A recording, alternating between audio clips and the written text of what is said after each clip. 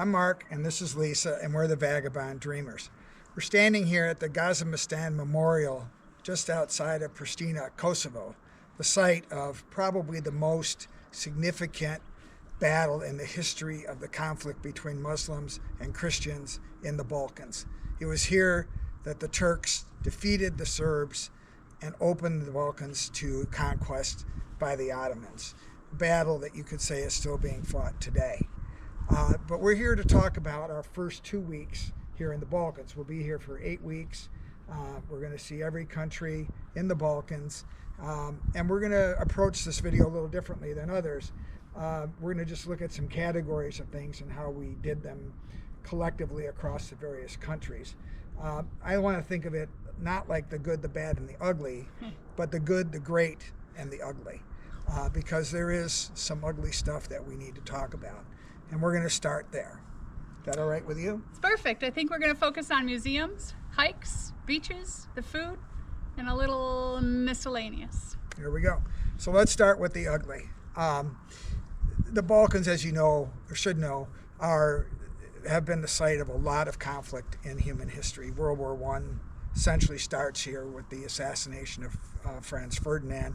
And we went there in Sarajevo, and we stood in Gavrilo Princip's footsteps, which are immortalized in bronze on the sidewalk, where he shot Franz Ferdinand and his wife, and that triggered the events, the dominoes that led to the most senseless war probably in human history, although that could be a long list. We didn't go in the museum because we only do one museum in a city. It's my rule. It's her rule. And so we went to the museum on the crimes against humanity and genocide, which immortalized the horrible events that happened here in Bosnia in the 1990s, with the breakup of Yugoslavia and the Serbian Christians attempted to eliminate the Bosnian Muslims. And by eliminate, I mean eliminate. They had a policy called ethnic cleansing. Thousands and thousands and thousands of Muslims were murdered.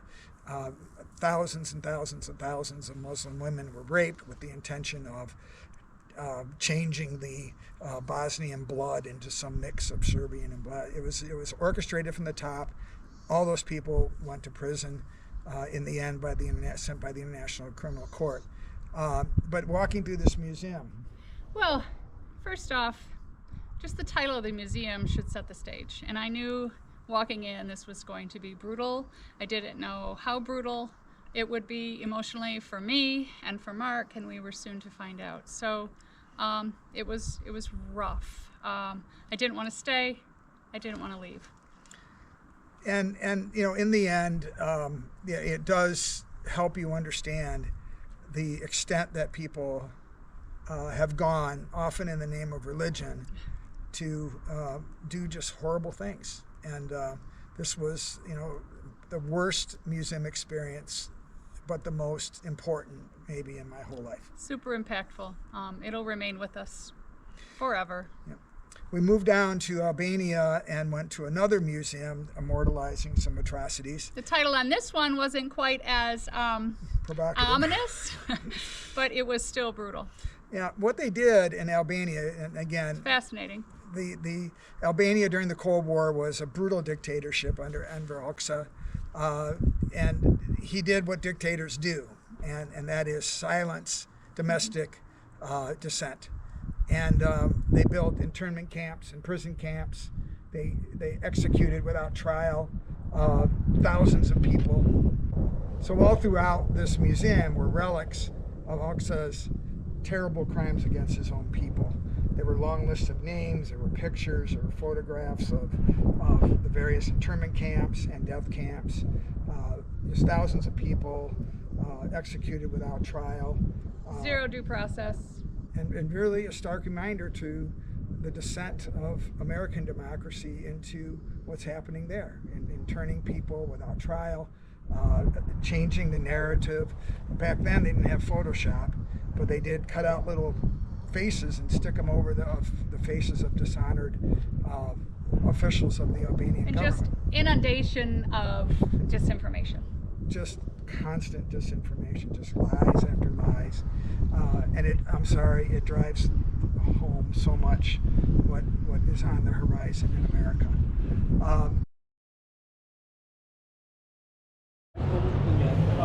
Okay, so Lisa, we just came out of the bunker.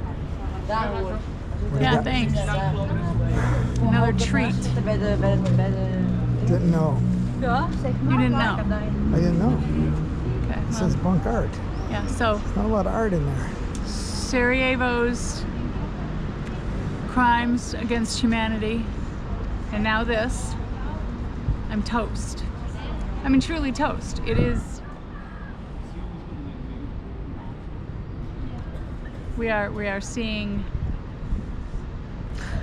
Can't mark. Okay.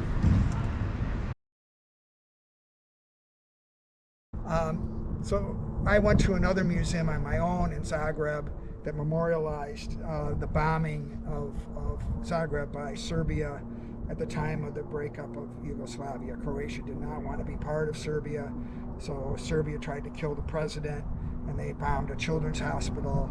And again, it wasn't like this mass execution and murder of people, but it's another sad reminder of the targeting of civilians and how they become just collateral damage in these terrible, terrible things. But not every place we went to was ugly. Right. Well, museum-wise, for sure. But we found in Zagreb a museum called the Museum of Broken Relationships, and so just no doubt that we had to go check that out. So a really fascinating museum of the human side of relationships and the struggles within. They were humorous, they were sad, they were heart-wrenching, they were wicked. Super, super interesting, and stories from around the globe. And people are still able to send in their stories. They send in a little written story, and they send in a little piece of memorabilia, and they explain their broken relationship. And it was fascinating and a really kind of fun find. There were some really funny ones. Obviously people can get upset when they break up, and what they do to other people's property, and some of that stuff was really pretty humorous. That's it for museums, right? Yep. We should probably talk about the one constant in all of our trips. Hikes. Well, museums are a pretty solid constant too, Mark. I mean, museums, dead people, and hikes. So we had 3 solid hikes while we were in Montenegro, and our side trip to Albania. So our first hike was in Kotor, which is just up from where we were staying, and we hiked up to the fortress of St. John, which is within the city walls, the old city walls of Kotor, and it was 1,300 steps up. It was a struggle. It was 90-some degrees. We didn't get there because traffic is horrendous. We didn't get there until about 11, so we hiked for about an hour and a half up and down. The views were stupendous. We met some really fun people, Mohammed and Muhammad from Egypt, who now live in Dubai, water polo. I don't know if they're professionals, but they look like they're professionals. And they were a fun find. We had a good time with Mohammed and Mohammed. So, no post on Facebook I've ever done has gotten as much comment from especially women than the picture of Lisa with the 2 Mohammeds. I really don't know why. But no, I don't either. Yeah. I don't either. Yeah. I have their no, I'm kidding. It was really cool, though. The fortress was remodeled many times by the various groups. The Venetians were the ones that really turned it into a really impenetrable force. And that was really cool to see. And then when you walk down, you're inside the city walls of Kotor, and it is just really a fun place to be. Could have spent a couple hours there shopping and eating, and but we didn't do much shopping on this trip. Nope. So our next hike took us outside of Montenegro when we took a 3-day stint to Albania. Yeah, and Albania is kind of special to me because my old friend Rick, who recently passed, was a Cold War spy in Albania, and that was something that we were not. That seems surreal to me, but yeah. We were not allowed to talk about it much, and certainly not publicly. But now that he's gone and the Cold War's gone, I don't think there's any reason for it. But anyway, okay. But I love Albania for that. It was also the country I represented as a senior in Model UN when we won I didn't know that. top awards. Yeah. Huh. Yeah, so I have some connections. They're obscure, but they're there. Anyway, Albania is a really interesting country. It's not a developed country yet. It's working on it. But we're talking about the hike, Mark. Right, I know. Oh, okay. Thought we were done with history. Sorry. Go ahead. No, talk about the hike, No, Mark. you talk about that. No. That's right. All right, so the history. We think it's part of this 21-link hike through Kosovo, North Macedonia, and Albania. Called the High Skardis Trail. The High Skardis Trail. And it got high. We were up there climbing. Now, this was not an urban thing at all. This was way out in the country. About the only reminders of civilization we saw were these bunkers that looked like military bunkers, but seem to be lived in now by people, shepherds, and maybe farmers in the area. There wasn't a lot of activity. We saw one guy with a mule and some goats. Lots of goats. But it was really interesting down in this valley with all these different things. But we got all the way up to the highest peak before we turned around. A lot of forest fire smoke from a little bit away from there, which we noticed. But it was a really cool hike. It was not super easy, but it wasn't the hardest thing we've done by any means. Not by any means. And then we did another one. We did. So we finished up before we left Montenegro, driving into the Lovćen? Yeah, Lovćen National Park, which is incredibly beautiful. And we found a hike called the Wolf Trail. Ended up being a 6-mile hike, and we had a detour halfway up that took us to something called the K8, which was truly a rocky peak with a little signpost and super windy, and it just really felt like we were mountaineering. The hike wasn't terribly difficult, but it was very long. It just ended up being long, but it was beautiful. It was a fabulous hike. So those were the 3 hikes that we took off our bucket list before we left Montenegro. And when we travel, if we aren't hiking, we're on the beach. We are. And we did a couple of those. Most of them were not super memorable, but there was one that There was water and rocks and sand, but one beach inside of Budva was called the Mogren beach, and it was beautiful. We found there's 2 ways to get there. One is from a small half-mile hike from up top, and the other way, which I think most people take, is from Budva itself, and you walk around this cliff on a boardwalk, and it's part of the coolness of getting to this secluded type beach. So Mogren checked off our list of cool beaches. We also saw some cliff divers in the background. So I'm sitting there watching these guys going off 10-meter rocks, doing backflips and forward dives in this water, and I thought, I'm going to wander over there and give this a try. No, we're not. We didn't. We did it in Grenada and in another place. I can't remember where. Tulum, we did, yes. We didn't dive on any of them. We did jump. We did jump. But it was fun to watch, these young people being crazy. It was a really fun beach. It was cool. And the hike was not long, but it was interesting. It was still a fun way to get there. Yep. So, in the videos recently, we haven't talked about this at all. But because it's not been very because memorable. It's not been a great thing. I mean, Italy was great in some places, but the food in the Balkans, boom! We found our food fest. It's been so incredible. Everywhere we've gone, I think we've had a dish that we went, wow! Not only is this super tasty and really interesting, it's really inexpensive. So it is remarkably inexpensive. Last night, for instance, I had this big steak, potatoes, all this stuff. Lisa had this really huge. Wasn't that big, but it was good. It was good. Spicy chicken dish, and the whole thing came out. And I had wine and an appetizer. Yeah, and it came out under $30, including tip. Right, it was really something. But every place we went, we've tried every national dish of the Balkans that we've been to. Our best visit, though, was certainly at Tegazi. In Albania. In Albania. Yep. We found this restaurant kind of nondescript in this apartment complex kind of area. But from the minute we pulled up, the owner, Gazi, hey Gazi, just took us in, escorted Lisa in while I tried to park. And we looked at the menu and we go, we don't know any of this. And so he looked at our confusion and he said, do you like meat? And we go, we like meat. He goes, I will take care of you. And he took care of us. 7 courses later. Including drinks. And the whole thing was under $30. But more importantly, it was delicious. So good. Absolutely delicious. Everything that he serves is grown on his family farm.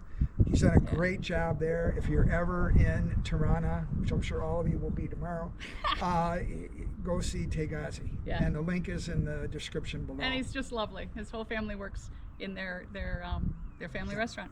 That was great. And last but not least, we found pickleball. Oh, no. And we knew we were going to find pickleball because we had planned this ahead of time. So our first night in Zagreb, we connected again with Tia and Sandra, who do Ljubljana, Slovenia pickleball. And we said, we're headed over on Friday. We still doing this? And they said, yes. I think they were stunned to know that we weren't in Slovenia. We were in Zagreb, Croatia. And they were like, you're still coming? And we said, wouldn't miss it. Had a great time. Good pickleball, great people. The picture. Yeah, the picture that you're seeing has the countries above the names of all the people that played. And it's just really remarkable. Really, throughout the Balkans is the vast diversity of people who come here, who have moved here.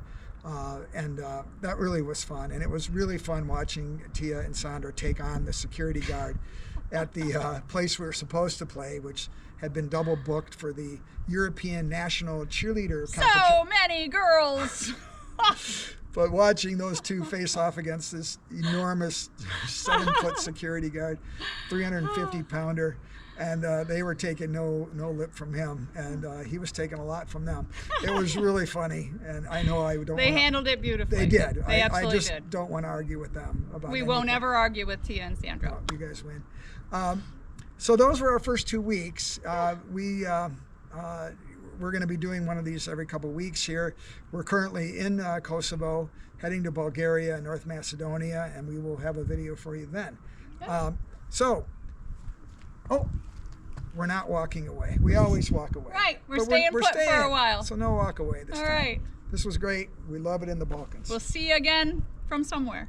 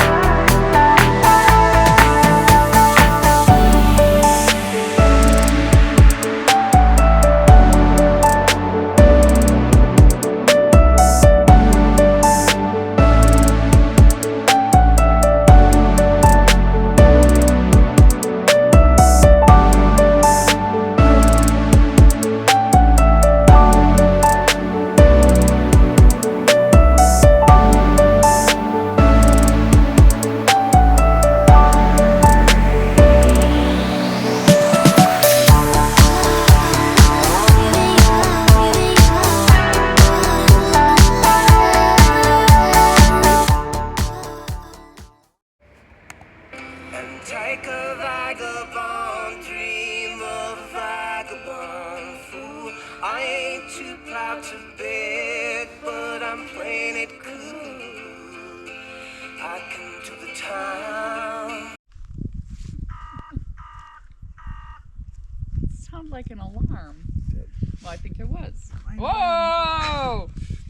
I've left Mark in the Balkans. Huh? Okay. I'm Mark, and this is Lisa, and we're the Vagabond Dreamers. We're standing here in Rozaje, Montenegro, after about 2 weeks here in the Balkans. We have 6 more to go. We'll be doing several videos in the course of these 8 weeks. I've been impressed with the diversity here. We've been to several countries, culturally,